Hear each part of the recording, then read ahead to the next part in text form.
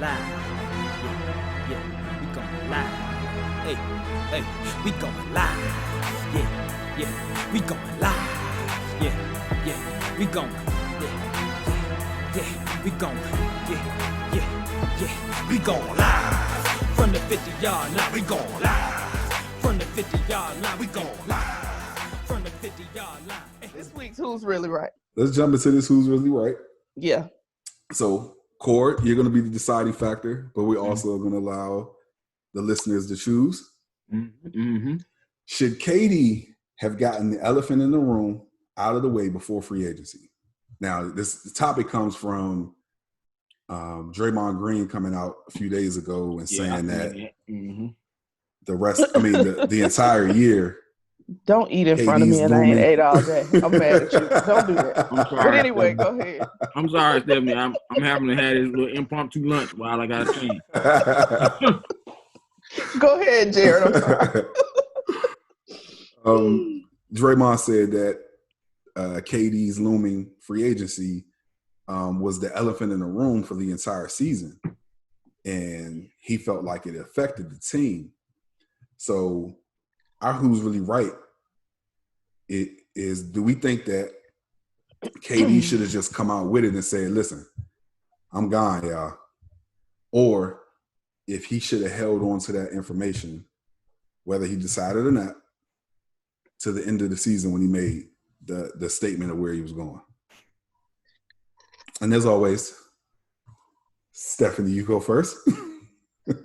So my take on this, and it's probably more about my own personality than anything else, but I just feel like it would have just been better for him to just come out and say this is a possibility, even if he wasn't sure, although, I feel like he was sure by then.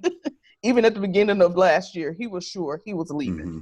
And so I feel like it would have just been good for the team. If you really try, if you're not already gone, so to speak, you know what I mean? Like in your mind, if you're not already gone and you're really trying to get another championship for this team, then just say, you know what, listen, I'm not sure.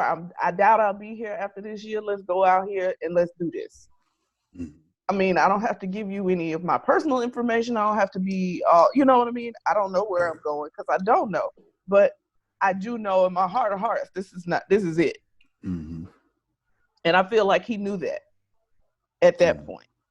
So he could have been, or even if you don't say, I think I'm leaving, y'all know what the deal is, what's happening at the end of this year.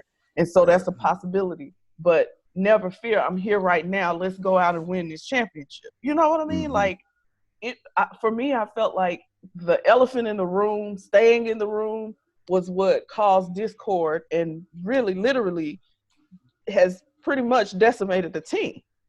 Mm-hmm. You know what I mean? Because chemistry is everything. Yeah. And when you don't have good chemistry, it's hard to play together and play well anyway together. And that's what we saw. It wasn't just him. Clay was on the block too. Like, just say what's up. Yeah. What you feeling? How you feeling right now? Yeah. You know what I mean? Just be honest. So, yeah. So I think he should have addressed it. Draymond's point was kind of how Phil Jackson did back in the day when he was watching, I guess he was watching, the Michael Jordan special, and he was talking about how Phil Jackson just came in, boom, boom, boom, this was happening. Right. And so everybody knew cards was on the table. Everybody knew where they stood. Well, that's because Jerry Krause pulled him into the office and said, I don't care if you go 82-0, this your last season. This it, bro. Yeah. So, but either way, he still didn't have to say it. He didn't have to say it to them. True. He didn't have to tell them. That's his bit, But as a key integral part of this team, I feel like it was necessary. Mm-hmm. You know what I mean? To put it out there. Like, don't. And I said this when we were having our production meeting. I think the reason it didn't get said is not because he wasn't sure. I think it didn't get said because he's somebody that doesn't like confrontation. Mm-hmm. That's not his personality. And so I don't think he really wanted to have to deal with having people asking him questions or talking about it, so he just didn't say anything, but it was detrimental in the long run, in my opinion. Yeah. Yeah. So the only reason why I disagree is I don't think it prevented them from winning the championship. I think that injury is what prevented them from winning the championship, because I firmly believe, even though you could probably go back some episodes and hear me say, no, we can't say this. I believe they would have won the championship if KD and Clay were healthy. So we're going to go back to find that. Okay. Even with the discord that Draymond said was there, it still didn't, in my opinion, prevent them from winning the championship. And so when you are making decisions about your future, you know, in professional sports, I feel like it's on you to make those decisions and not involve the rest of the team. Like, none of the team, like, let's take Michael Jordan, for example, with the whole Scottie Pippen situation, where he said Scottie was being selfish. Right? Yeah. You had to bring that up, right? When it comes to stuff like that, some teammates stay out of it, you know?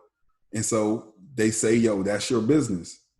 So, but when it comes to free agency and we want to be a team and we want morale to be up, you know, you should tell us.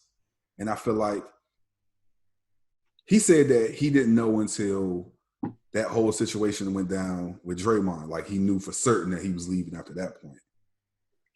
But even with that, I would say, you know, he didn't have to say anything until the time was right. And for me, if he had to say something for him and he didn't say anything for or to Westbrook when he made the decision to leave OKC,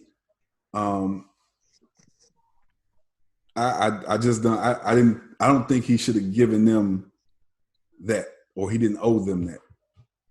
Well, that's not a question, though. It wasn't. Did he owe him that? No, because he's a grown man. He make decisions for himself on what he did. Right. But is it something that you should have? That I feel like you should have done for your team? Absolutely. Yeah. Absolutely, for your team. I think because the lines get blurred between team and this being a business, as a businessman, I don't think you should say that, because what if it gets leaked by one of somebody being disgruntled? Oh, you leaving? But let me leak that to the press. And then that starts a whole other firestorm. I think him being mum about it, you know, prevented there from being any leaks and anybody saying anything. Did that really happen though? What? There were no leaks. Well, let's just no. Let's say there was speculation. There was definitely speculation. Okay, so and it turns really out matter. Huh? So it didn't really matter. Well, see, the thing about the speculation is nobody could confirm it. Okay. So they still would have just been like, I don't care. Before he left, everybody said he was going to the Knicks. But one of the things that somebody keyed in on was during the All-Star game that year. I think that was 2018. Mm-hmm. During that All-Star game, he and Kyrie were like talking in the tunnel, and somebody had caught like video of it and was like, "Oh, we think that's where he going." Yeah, right. Kyrie and KD are going to go somewhere and play together, and they thought it was the Knicks, and it turned out to be Brooklyn. Yeah. But it's different than seeing that and it being speculation about that, and then having your teammate who you tell this info to confirm it to a source as an anonymous source. Yeah. Okay. And then that would have brought a whole new can of worms. All right, Cord. Cord, it's on you. We let you chew. We talk long enough to let you get all that pizza out. Okay. We know that oh my God. It's a rough one, right? I'm gonna have to side with Jarrett on this one. It's fine. It's fine. You're a professional athlete, so you get a different perspective on this than I get. Like for me personally, for me being in the locker room, I I don't particularly, when it comes to contract talks and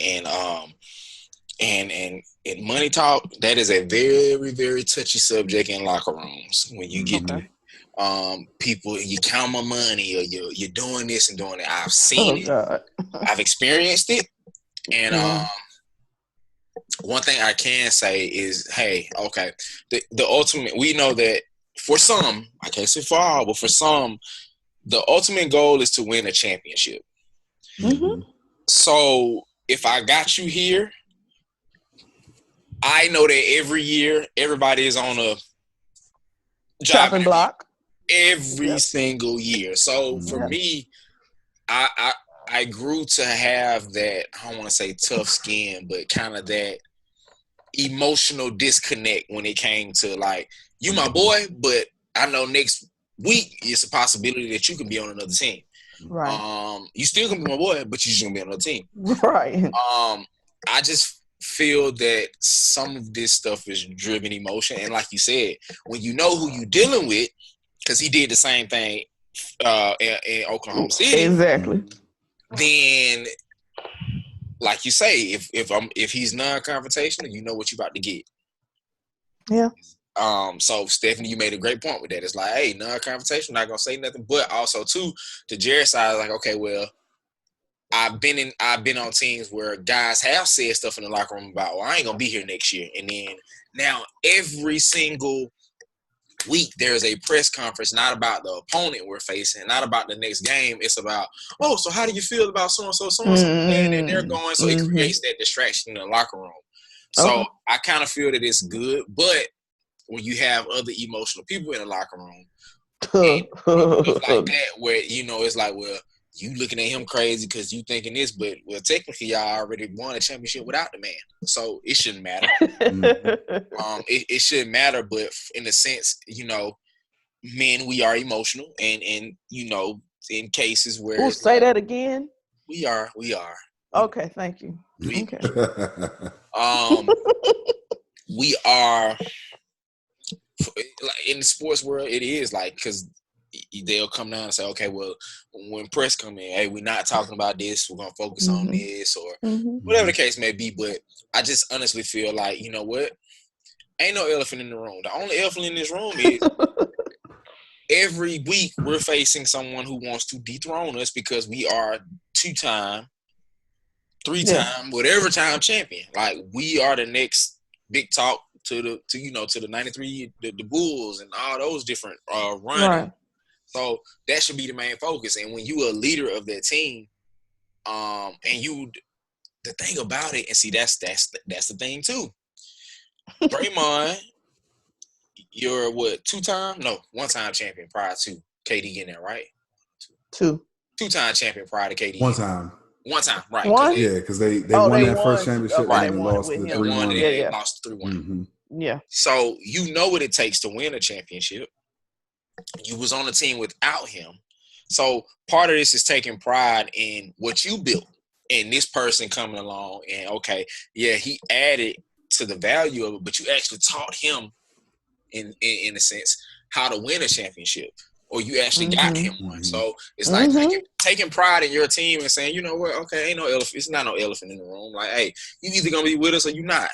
I kind of feel like that team was organized kind of like, I started calling them kind of the Patriots of the NBA.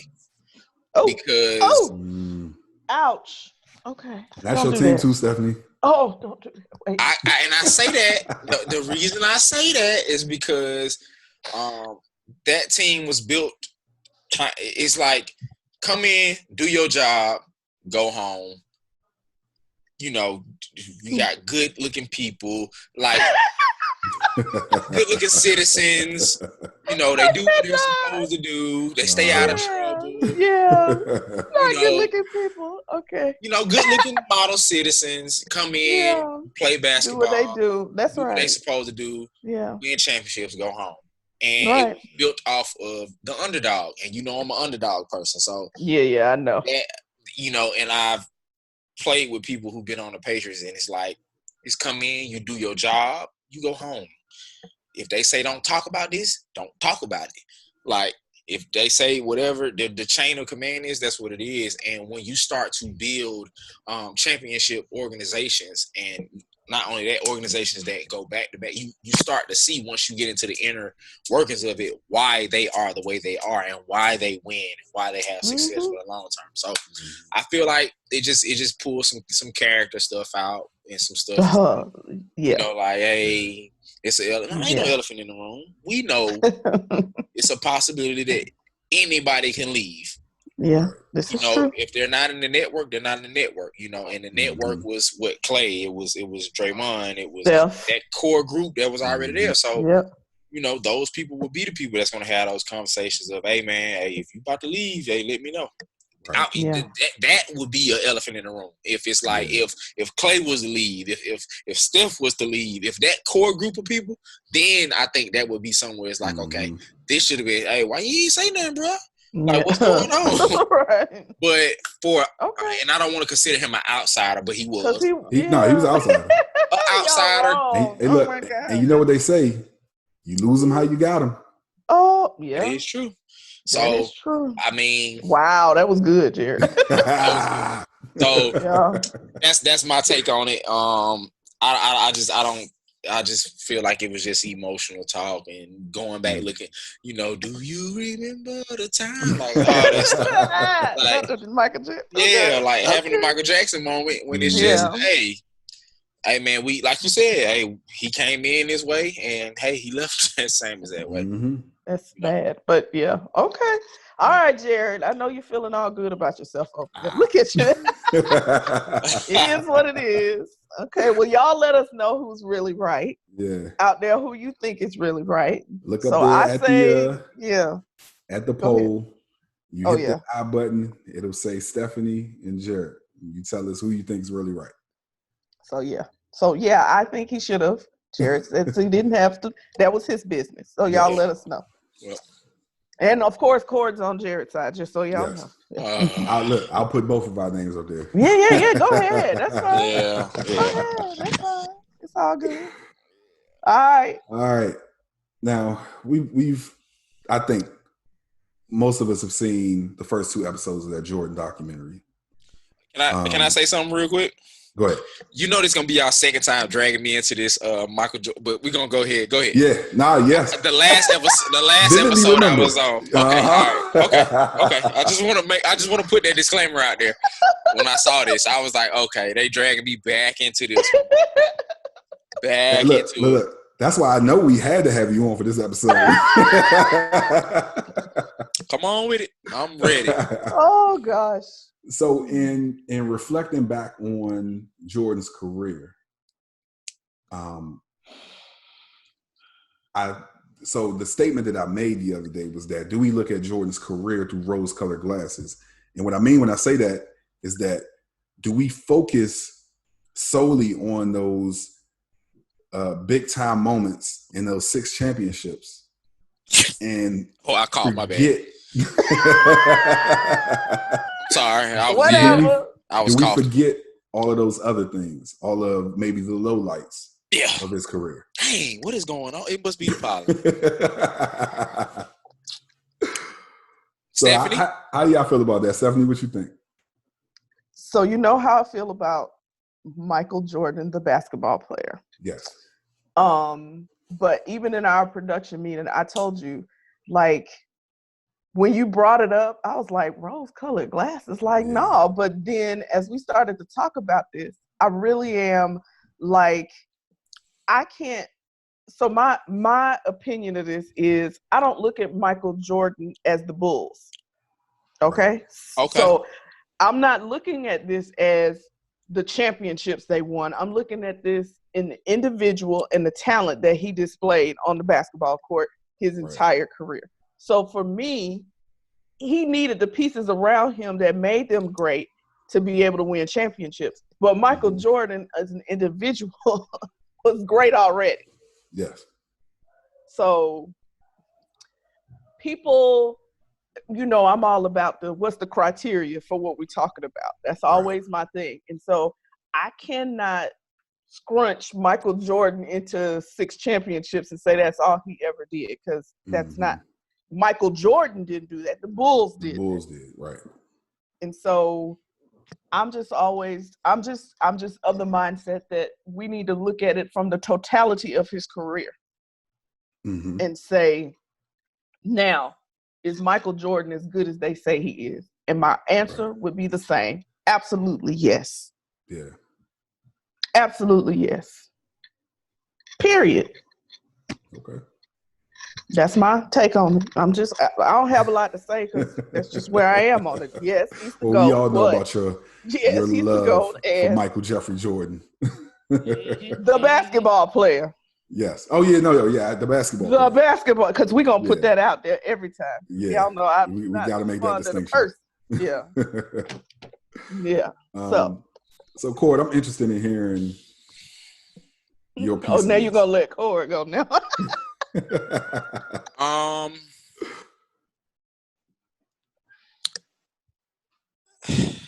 Man. Overall body of work. Mm-hmm. When the debate, I even went to the debate. Yeah. When the topic and the discussion always comes up, the first thing the scope goes to is rings. No one really goes over the full body of work. Exactly. And that's the tough part about competitive sports is because the main thing is winning championships. Yeah. But as a sports purist, okay, so you're a sports purist because you are an actual athlete. So you don't look at things necessarily in terms of just a ring. You look at the actual productivity of that person. Mm-hmm. As an individual, even not even what their team did as an individual. So yeah. So I mean, there is no doubt about it that he was and will forever be the mark that came in and changed the game. He would be the breeder of the Kobe Bryants, to whoever was to follow behind. Yeah. But I do always like to say, and we can never have the discussion of playing today versus playing then and all that kind of stuff. The overall body of work, I mean, the resume, what he was able to do, his competitive drive, what he brought out of other people, what he did for the NBA, and what he did for the NBA, in itself, I mean, I could never discredit whatsoever the player. Yeah, the player. Like Stephanie, the player. The player. Yeah, the player. I just know when the talks come up of LeBron, the Kobe, like we always people they alienate the individual and it kind of it puts the rest of the team in the shadow. When that team has to flow as one, like I call it like a car. If something ain't firing right, that car not gonna run right, and it's gonna need a tune-up. So oftentimes that person is often plucked out and put on a pedestal, and the team sits and it looks up on that person, and it's like, okay, well, if they leave and go somewhere else, will they have like the situation with Brady? Everybody, will he have the success he would? Like I mean, can the one person have the success? Like I always go back to a question that was asked to me: does the player make the coach, or the coach make the player? And it's always like, did Phil make Jordan, or did Jordan make Phil? Did the strategy, did everything that came into part, the management of the game, like all of these pieces of the puzzle, like that go down to a ring. A ring, I always say, like coming from a team like I came from coming from a losing team and going to a championship team. When I tell you the whole entire building runs different, all the way down to, and not to put it down to your janitors. The energy in that building is just different, and like, well, this is different here. It's different. And it goes all the way up to the to the head, to the GM, to the vice president. That energy is different. So I just think it takes a collective, and we often take that person and pluck that person out, but we could never, like you say, for the history of the game and for what all he was done, I couldn't compress him down. I wouldn't be able to compress him down into saying, you know what, 6 rings. But that's what the media, that's what a lot of us kind of gauge success off of is championships. Right. And that's I think that's the competitive nature in sports is to hold that belt, to have that ring, to that's, when you come in, there's a, like they said, I think they said Phil had a mantra every year that he came in. It's like every team has that. That ain't just a Phil Jackson thing. Like I know a lot of coaches that, hey, when you come in, it's that first thing said. It's just how that thing will follow through and how it will flow out through. And when things get bad, how is that going to change? So I think it's a collective, and we could never compress his body of work and, like you say, make it fit into, okay, just 6 rings. No. Him bouncing back off of the injury, like all the stuff that he came in and did. And, even just to hear what Larry Bird had to say about him, I was like, okay. Hello. He was. That's somebody formidable to talk about him. Like he was a dog, but I still would like a time machine for LeBron to go back and play in that time. But they wouldn't. Okay. We had this conversation the other day, Cord. Because Jarrett did not want to bring LeBron into this. He didn't want it to be about LeBron versus I didn't either. Jordan. I didn't either. But there's no. To me, that's like talking about. I hate that. I even hate that we skip over Kobe. Like I hate that. That's my whole point. Kobe is the person. If there's somebody that Jordan needs to play against, it's Kobe, because that's who his game is emulated after his. Right. LeBron plays basketball completely totally different. He does. So it is not fair to say let's have Jordan play LeBron. They don't even play the game. It's not even. That's not fair. Well, I think not. I don't think it's about. I don't think it's about, whose game is like whose. I think that whenever the media has this greatest of all time discussion, like none of these players all fit the same mold. It's really just about their level of greatness. Yeah. And then a lot of that is, and this is kind of what this conversation was birthed out of. A lot of this is, what I feel like I've seen in the media is that in order to raise up Jordan, you got to denigrate LeBron and Kobe and some of the other people who are in that conversation of the greatest of all time. And like kind of like what we talked about yesterday during the production meeting, if rings are the criteria, like why don't we speak more about Bill Russell? Yeah. If we talk about the most dominant players ever, why don't we speak more about Wilt Chamberlain? Wilt Chamberlain, that's right. And so in just looking at the documentary, and then the next day, or maybe this was yesterday,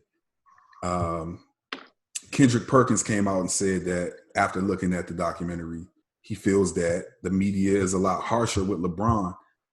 And so that's kind of how we arrived at the question, because is it because when reflecting on Michael Jordan's career, all we see are those good things? Are we only focused on the fact that he won 6 championships and we don't focus on the failure in the early part of his career? Yeah, because he didn't get out the first round of the playoffs until. And I think that's a great point.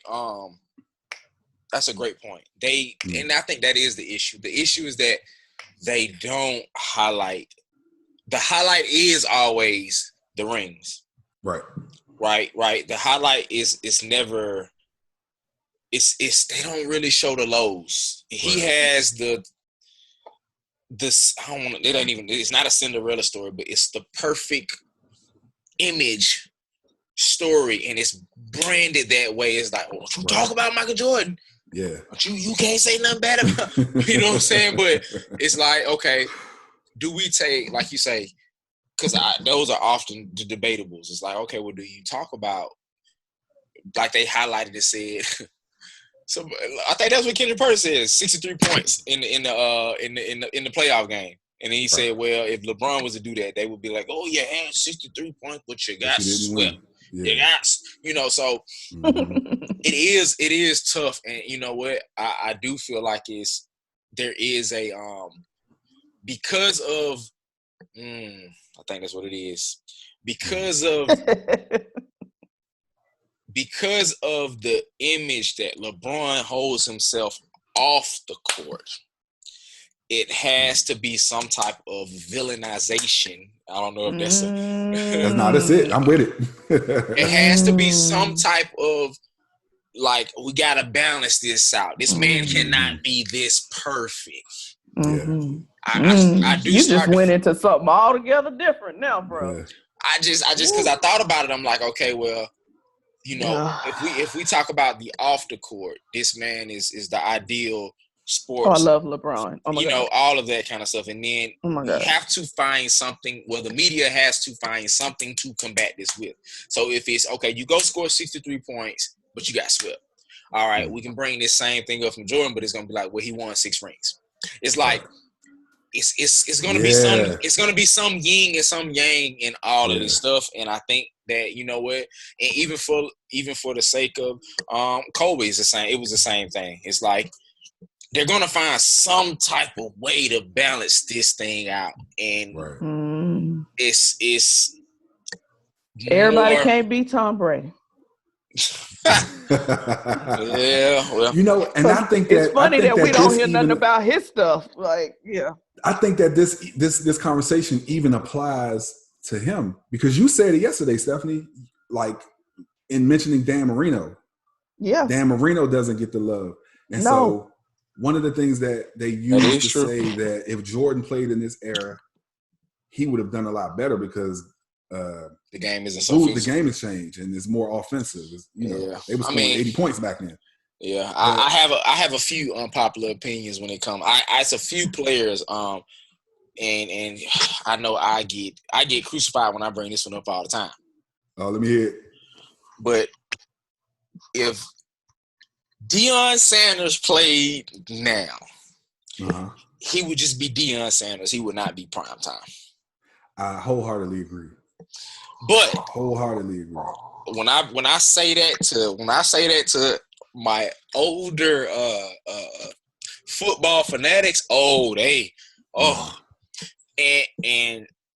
it's, you have those people that come that are,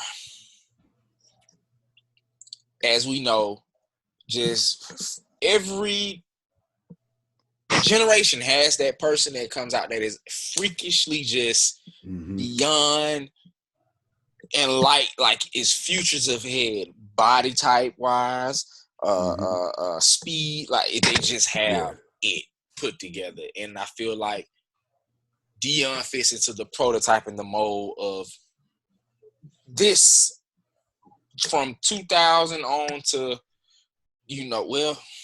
I would say the newer breed athlete where everybody is fast. Everybody is see, Deion had that. Deion ran a 4.2 when everybody else was running a 4.5. And that was fast. 4.5 was blazing. 4.5 was blazing back then. Yeah. So, now everybody can just, a joker can hop off the couch and go run a 4.2 now. Yeah. So we see that linebacker / safety / DN from Clemson ran a 4.3. Come on, man. That's the new norm now. So when the things of the past that were not of the norm, and now it becomes the norm. Yeah, it was exceptional. It's like, man, that dude was explosive. He's fast. He's this. Now it's like, oh, you can't run a 4.3? Oh, man, like that became a staple. Like, what you run, man? 4.3? What you this? So I feel that that becomes the shape and the mold of conversations. And like I said, I have a very unpopular opinion when it comes to that. And I sit in there. I sit in that conversation. I'm like, dude, I can bring up a defensive back that I feel, in my opinion, Asante Samuels, very underrated, very underappreciated. Oh yeah, absolutely. If I put up his stats are better than Deion's. But he's not first ballot. He's not appreciated like. He's not appreciated that way. Yeah. You know, and that's all based upon the media. Yeah. Because the media, guess what they said about Asante? Oh, he gambles a lot. Oh, he gonna get scored on. But more times that he got scored on, he got interceptions. Mm-hmm. So it's all dependent upon what the media, how they portray you to be, man. Yeah. That media is something else, and yeah, they'll make you either like someone. Because I couldn't for a while. Like I was like, why do I not like LeBron? Like I never had a reason, but it was the media. The media was like, and I'm like, let me start. This dude is okay. All right. Put like you say, Stephanie. I'm gonna use your analogy. Start pulling back those onions. Layers. Start pulling back those layers. You know, and that's when them pheromones and all that start coming out. So it's like you have to do your own research. You know, and I think that's a big part of it too. Is and as we know, big in sports is numbers, and that is no, like the numbers game is, and it's man. Yep. Yeah. But the documentary, nevertheless, I'm curious to see the rollout of it and how they continue to because one thing you can never, and that's what I tell, and that's what I say when people talk, I say you can never deny the killer instinct of Michael Jordan. Oh no. Can never deny it. And that's something that I say, like, if it's one thing, but LeBron is a sharer. He gone. Yeah. So yeah. And the thing about that too, and I think that the media has blitzed the numbers on this as opposed to, because for a long time, and Skip Bayless has been leading this conversation about LeBron not being clutch. But if you go look at the last, I believe, 30 seconds of the fourth quarter or overtime, with game-winning shots, LeBron has a better percentage than Jordan and Kobe. But because we've seen him miss shots, and we've also seen him not play well in the finals game in 2011, we can brand him as not being clutch. And if the media says it enough times, then it becomes true. Oh, regardless of what the number says. Yeah, I mean, like we said, like the media has control over what is highlighted. Mm-hmm. So if hey, we want to build buzz, we want to build tension. Let's talk about why is he not clutch?